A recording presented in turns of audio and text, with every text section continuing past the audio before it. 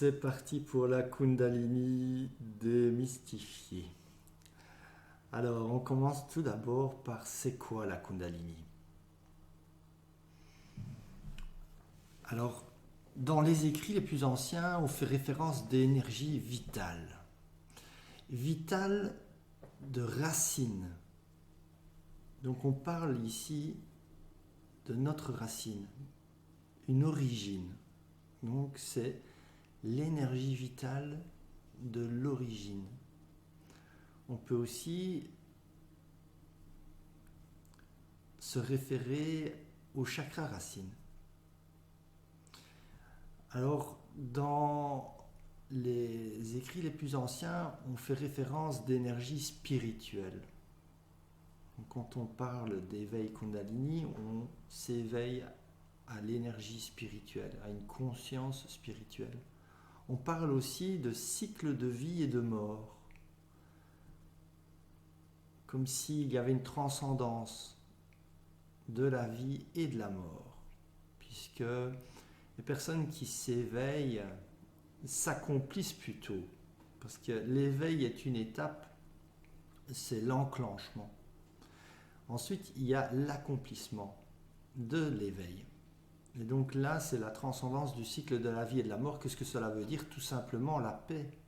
Être en paix, une personne qui est pleinement accomplie en fin de vie, est en paix. Elle peut partir. On a de nombreux témoignages sur le sujet de ce type de personnes. Malheureusement, ce pourcentage est encore assez faible. Des personnes qui disent « moi, je peux mourir maintenant. Je suis 100% en paix avec ma vie. J'ai accompli tout ce que je sentais devoir accomplir. Ma raison d'être est accomplie. » Ensuite, on parle beaucoup d'énergie vitale. Le serpent est un symbole d'énergie vitale. Donc c'est vraiment l'éveil à l'énergie vitale. Et alors, on parle aussi de protection et de pouvoir divin. Alors là, on va regarder ça de plus près plus tard. Protection, pouvoir divin. Voilà. Alors, qu'est-ce qu'on écrit aujourd'hui? Majoritairement, je pris les grands titres qu'on retrouve sans cesse partout dans les écritures modernes. On parle d'expansion de conscience. On parle d'éveil spirituel, d'équilibre émotionnel et physique, de développement personnel, d'ouvrir les centres énergétiques. Elle monte le long de la colonne vertébrale, ce fameux serpent qui est donc à la base de la colonne vertébrale et qui est censé monter le long de la colonne vertébrale. Chez les hindous, on parle beaucoup de la voie royale, de l'éveil spirituel. Et puis, on parle beaucoup de danger aussi quand on parle de l'éveil de la Kundalini. Attention, c'est dangereux. Alors, au niveau de l'ego, qu'est-ce qui se passe? Alors, moi, je parle de moi déjà. Au tout début que j'ai appris à connaître un peu sur la Kundalini, mes premières approches de la Kundalini, je ne parle pas de l'éveil de la Kundalini, je parle juste d'être attiré par la Kundalini, d'être fasciné par ce thème. Et puis de nombreuses autres personnes que j'ai côtoyées, que j'accompagne, des gens qui viennent vers moi, qui me posent des questions. Ce qui revient souvent, c'est déjà rien que la notion d'éveil. Il y a comme si on pouvait, à travers l'éveil, avoir une vie sans problème. Et ça, c'est vraiment l'ego qui veut sortir de tout type de souffrance et qui veut pouvoir vivre au-delà de tout problème. Ensuite, le fait d'être spécial, parce que l'ego, il a besoin de reconnaissance, il veut être reconnu. Quelque part, il y a aussi cet appel à l'amour, mais l'ego, lui, il veut rendre cela un peu plus particulier, être particulier aux yeux des autres. Donc il y a ressortir du lot, être spécial. Et quelque part, derrière cela, il y a aussi être supérieur, avoir des capacités que d'autres n'ont pas. Ensuite, il y a le fait d'aider son prochain, sauver, devenir un super-héros. On est dans l'époque des super-héros, on n'a qu'à ouvrir la télévision, regarder les films qu'il y a à l'affiche au cinéma, et il y a plein de films avec des super-héros, et donc c'est vraiment quelque chose qui est là dans l'inconscient collectif, et le rôle du sauveur aussi, et ça l'ego il aime beaucoup sauver les autres, il est question de ça. Alors que plus tard, dans ce chemin d'évolution, on va d'abord découvrir comment se sauver soi-même. Et puis, je pense que la plus belle manière de pouvoir sauver les autres, c'est déjà faire confiance en leur propre pouvoir et leur donner la possibilité de pouvoir activer leur propre pouvoir de guérison. Et puis, il y a toute l'histoire des dons. Éveiller des dons, comme la clairvoyance, comme avoir des aptitudes qui sortent de l'ordinaire. Et c'est vrai que, voilà, dans mon adolescence, quand j'ai commencé à plonger dans l'univers de la spiritualité et puis de la Kundalini, il y avait cette forte attirance à éveiller des dons. Voilà, donc ça c'est vraiment quelque part une attirance que l'ego peut avoir par rapport à l'éveil de Kundalini. Il y a une sorte de fascination à travers ces différents points. Il y en a plein d'autres, bien sûr. Il y a plein d'autres raisons de l'ego et visions de l'ego par rapport à l'éveil de la Kundalini et surtout à la Kundalini. Maintenant, comment s'éveille la Kundalini ? En fait, la vraie question, c'est pas vraiment le comment, même si on va en parler un tout petit peu, mais c'est plutôt le pourquoi. Pourquoi ? Pourquoi éveiller la Kundalini ? Quelle est la vraie raison derrière ça ? Au-delà de l'ego, on va y venir bientôt.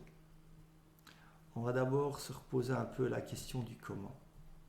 Donc, le comment, dans la plupart des cas, est tellement subtil, c'est tellement fin ce qui se passe, que très très peu de personnes sont capables de déceler qu'il y a déjà un éveil qui est en cours, un éveil de Kundalini. Et la Kundalini, c'est quoi ? C'est, et je l'ai sursauté tout à l'heure, c'est tout simplement l'éveil à la vie. C'est l'éveil à notre nature profonde. On le retrouve dans les anciens textes. Après, ça a été vraiment habillé, on a voulu en faire une mode par la suite, on veut en faire quelque chose d'extraordinaire, un must, mais en fait, c'est quelque chose de totalement naturel qui est à l'intérieur de chaque être de nous. Cette capacité de passer d'un état latent à avoir un état passif à la vie, un état un peu hypnotique, et de sortir et de s'éveiller pleinement à la vie, se donner vraiment toutes les occasions de vivre notre richesse, de vivre pleinement. Et pour cela, c'est d'aller vers notre nature profonde. Qui est-ce que je suis ? De la manière la plus authentique, en enlevant tous les croyances, les paraîtres, les devoirs, etc. Tout ce qu'on essaye de faire pour être aimé, par exemple, par les autres, pour être reconnu, puisqu'on vit vraiment dans une époque où la reconnaissance est tellement importante. Et depuis toujours, quelque chose nous anime par rapport à l'amour, c'est d'être aimé, c'est de se sentir en lien. Voilà, c'est tellement important à l'humain d'être en lien. Et donc l'éveil de la Kundalini, c'est ça les amis. Alors bien sûr, il y a des phénomènes qui accompagnent, qui peuvent accompagner cet éveil. Et ce sont que des phénomènes. Et souvent, les phénomènes, au fil du temps, ont été associés à l'éveil de la Kundalini. Alors que les phénomènes ne sont pas cet éveil. Et certaines personnes vont avoir certains types de phénomènes, d'autres ne vont pas les avoir. Et ce n'est pas important, puisque l'importance réellement de ce que nous recherchons tous, c'est de pouvoir vivre notre vie pleinement, en étant nous-mêmes, en étant en paix avec nous, en ayant une pleine reconnaissance de qui on est, et de pouvoir de là être en pleine expansion et naviguer à travers les différents univers de notre vie. Voilà. Il est question d'un épanouissement et d'enlever toutes les barricades, tout ce qui maintient, tout ce qui retient. On se retient de vivre par peur, en fait, par peur du rejet, par peur de ne pas être accepté, par peur de ne pas rentrer dans les cases de la société, de l'éducation, etc., etc., etc. Donc l'éveil de Kundalini, c'est ça. Et il y a bien sûr des phénomènes extraordinaires, en fait. Tellement parfois on est loin de la vie, tellement on se retient. Alors je vais me dépêcher parce que je voulais que cette vidéo soit assez courte, mais concrète. Donc, comment est-ce qu'elle s'éveille? La vibration de nos corps passe d'un état passif, somnolent, à un état actif. Voilà ce qui se passe dans cet éveil. Il y a souvent un déclencheur. Et le déclencheur, c'est un événement. Ces événements peuvent varier totalement d'une personne à l'autre. Dans les plus rares cas, ce sont des personnes qui veulent absolument éveiller la Kundalini avec leur ego, parce que pour toutes les raisons de l'ego que j'ai citées tout à l'heure. Et ça, c'est très très rare. Il faut avoir une force, une volonté incroyable pour déclencher un éveil Kundalini de cette manière-là. Donc on dit toujours, attention, il ne faut pas vouloir éveiller la Kundalini, c'est dangereux, etc.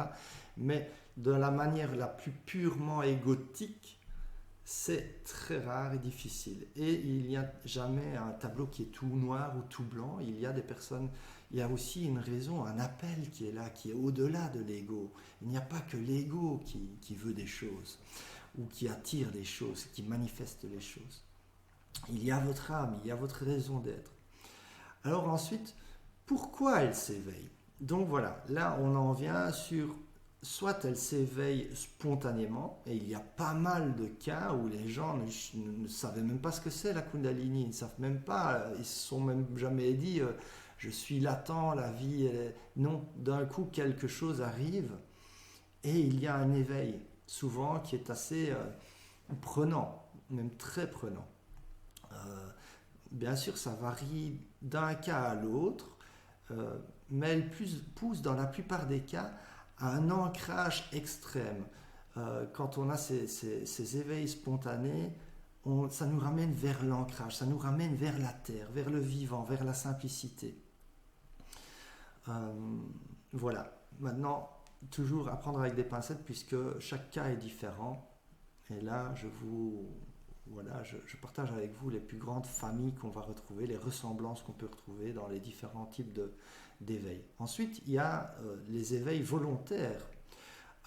Donc, un dont je vous ai parlé par la force et le vouloir, il y a très très peu de personnes qui ont ça, et alors souvent c'est vraiment, ça mène vers une dissolution des illusions et de l'ego. Donc cela c'est vécu de manière parfois très pénible pendant quelques années et très difficile, ce qui peut être le cas aussi dans des éveils spontanés. Mais quand c'est volontaire et qu'on a vraiment forcé à travers des exercices de visualisation, de respiration et autres, et qu'on y a vraiment été avec le feu, et que c'est maintenant et je le veux, voilà ce qui se passe. Ensuite, il peut y avoir, en répondant à un appel profond, et donc c'est vraiment quelque part le cœur, c'est à travers le cœur et l'amour qu'on va aller vers cet éveil, et là c'est plutôt vers un accueil. Ce sont une application où on veut s'ouvrir à la vie, on ressent un appel d'aller vers la meilleure version de nous-mêmes. Il y a peut-être un appel vraiment spirituel qui est là, ou un appel profond de raison qui nous attire à nous éveiller à la vie, à nous ouvrir à un bien plus grand panel de possibilités d'être en alignement avec nous et d'oser vivre pleinement. Donc là, c'est un éveil à notre nature profonde, en fait, simplement. Et alors, il faut regarder vraiment les intentions qu'il y a derrière cela. Il y a des intentions bien spécifiques. Et on va en revenir sur les intentions. Alors, dans les faits, la Kundalini, elle amplifie. C'est un amplificateur, un densificateur de vie. Alors, si cette densité, cette amplification est accueillie, elle révèle notre vraie nature. Elle révèle notre potentiel à vivre pleinement. À incarner la paix intérieure, attention, une paix qui est intérieure, parce qu'à l'extérieur, on peut agir de plein de manières différentes, et ça, vu de l'extérieur par d'autres personnages, ça ne peut pas toujours être vu comme une paix. Mais à l'intérieur de nous, il y a un ancrage qui se développe, il y a vraiment une paix, un alignement qui est là. Même si à l'extérieur, autour de nous, il peut y avoir plein d'événements troublants qui sont là. Par contre, si l'amplification et la densification de la vie est rejetée, alors il y a vraiment une lutte intérieure, il y a une perdition qui va se créer, un mal-être physique, psychique, émotionnel, etc. Alors, cet éveil Kundalini, c'est pour qui? Pour tous ceux qui ont un appel à vivre pleinement leur nature profonde. Je vous rappelle que c'est vraiment quelque chose qui est là. Et donc, il faut arrêter de croire que la Kundalini, c'est une énergie qui doit monter à travers la colonne vertébrale ou traverser tous nos chakras. Ce sont que des effets qui vont être vécus par certaines personnes. Et ce sont des effets, moi je dirais, secondaires. L'éveil Kundalini, c'est l'éveil à la vie. On l'a vu tout à l'heure, en retournant à la base des Écritures, sans avoir été rajouté plein de mots et de choses qui veulent rendre les choses un peu exceptionnelles et extraordinaires. Alors oui, la vie est extraordinaire. Nous sommes exceptionnels, mais il n'y a rien à rajouter. Il n'y a pas à mystifier tout ce qui est et fait partie de notre nature. Alors, petite parenthèse, si vous n'aimez pas mes vidéos, ne likez surtout pas. Par contre, si vous voulez me donner un petit coup de pouce, alors likez s'il vous plaît, partagez autour de vous la connaissance.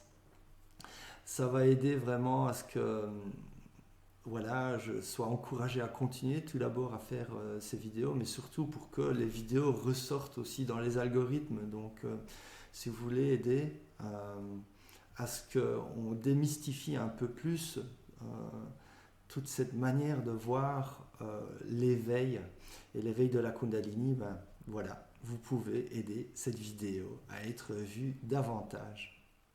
Alors, qu'est-ce qu'elle n'est pas, la Kundalini? Elle n'est pas un phénomène énergétique qui monte le long de la colonne vertébrale. D'ailleurs, il y a aussi des descentes de Kundalini et surtout l'accomplissement de la Kundalini, si on regarde vraiment la circulation complète de l'énergie dans le corps, puisque c'est l'éveil à la vie. La vie est énergie, la vie est vibration.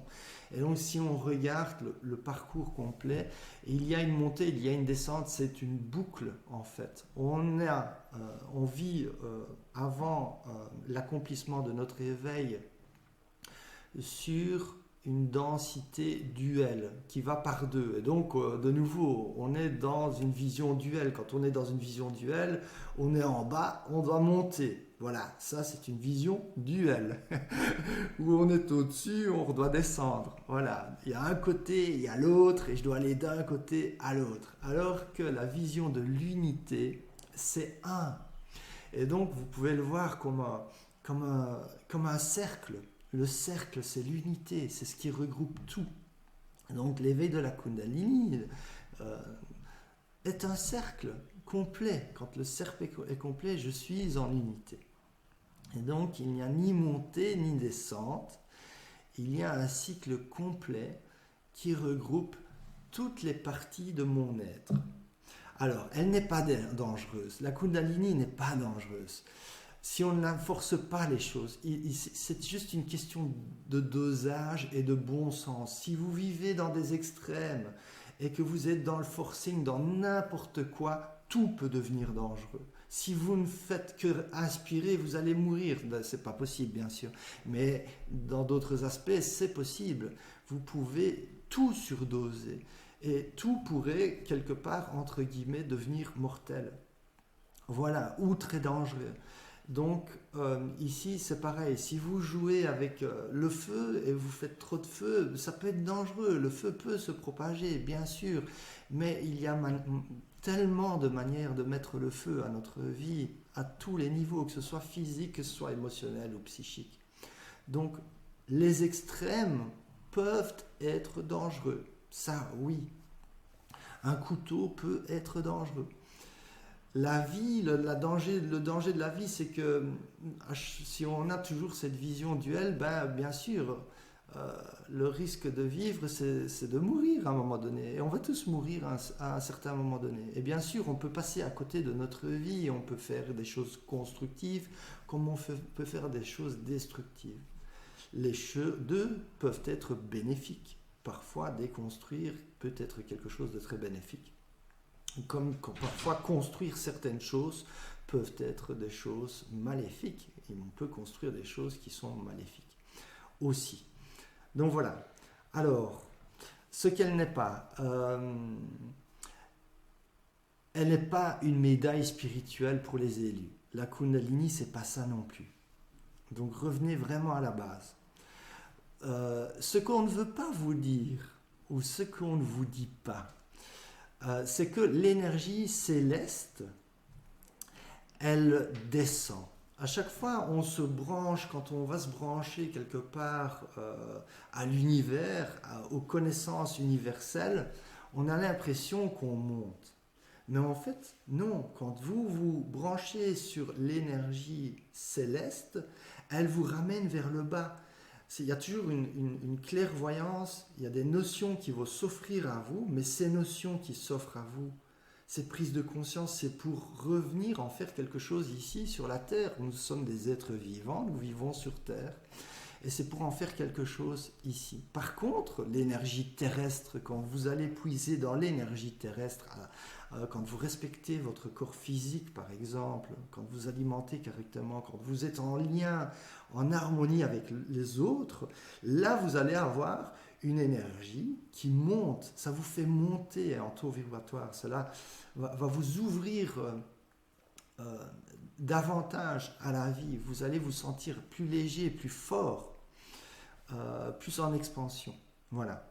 La Kundalini s'accomplit dans la Trinité à travers la vie. Alors la Trinité, on va en revenir dans d'autres vidéos. Vous allez voir, je vous ai parlé de d'autres vidéos. Mais la Trinité, c'est la clé pour sortir de la dualité. Voilà. La Kundalini, c'est l'incarnation de la meilleure version dans la matière. Pas au-delà. Ce n'est pas un phénomène de désincarnation. La Kundalini, c'est un phénomène d'incarnation. Et donc, souvent, on pense que parce qu'on associe vraiment la Kundalini à l'énergie, puisque l'énergie est le déclencheur. Mais l'énergie, elle revient dans les sphères physiques. Elle s'incarne dans les sphères physiques. C'est là où elle s'accomplit, la Kundalini.